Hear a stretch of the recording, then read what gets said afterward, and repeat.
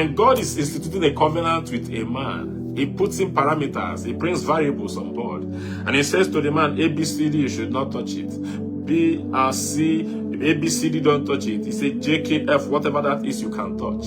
And so your obligation is to keep yourself within the confines of this instruction. Anytime you go against this instruction, you have failed your part of the covenant. And that's one thing God detests, disobedience. Amen. Do I need to remind you, by the way, that it was actually a disobedience that took the position of Saul from Saul?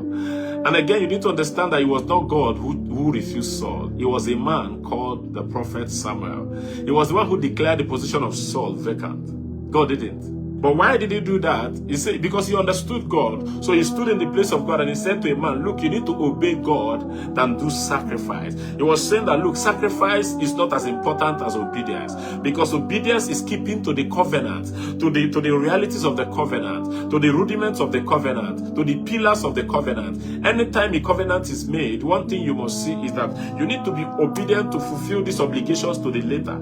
If you fulfill it in parts, then you have failed in the covenant. One thing that is consistent in every covenant is that there is somebody who must fulfill an obligation. God has his own part of the covenant to keep, which is his obligations. And then there are other parts of the covenant that he has given to you as your obligations. You must by all means keep yourself within the confines of these obligations. And so if you don't keep to it, then you have failed. And that disobedience can take away your throne from you, like he took that of Saul. He would have been smarter enough, wiser enough, but somehow he failed in between. He thought he was so much in a haste that he was out of time. Unfortunately, when the deed was done, time didn't make sense anymore to him, because his position was declared vacant, and it became vacant up until now. And then the Lord chose another in his stead and crowned another, and he started fighting to kill the one the Lord has anointed, which was impossible for him as well. And that's why his children couldn't become kings, because the Lord had already left him. So tonight, while we ruminate on the word covenant, you need to check yourself, because it is important that you check yourself and uphold yourself in line with the rudiments of the covenant the Lord has entered with you. If the Lord has entered a covenant with you, maybe a covenant with your fathers, a covenant with your mothers, whoever the Lord has entered a covenant with in your family, you have one task: to uphold such a covenant.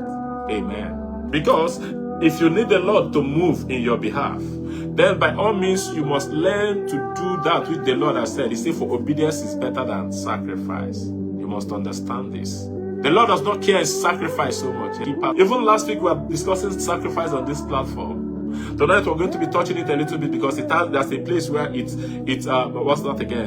impacts on what we are discussing. Because sacrifice is an element of covenant. It is like an obligation, like a commitment you make in covenant. Sacrifice on its own cannot be a covenant, but it is one of the rudiments, one of the very elements that is required, or one of the variables that are fundamental in the word covenant. Anytime you are administering a covenant, somebody must have to sacrifice something. Somebody must have to do something that is uncomfortable, and that which she does that is uncomfortable is the sacrifice in that covenant, which is referred to as obligations. And so those obligations becomes your sacrifice in the covenant. Amen.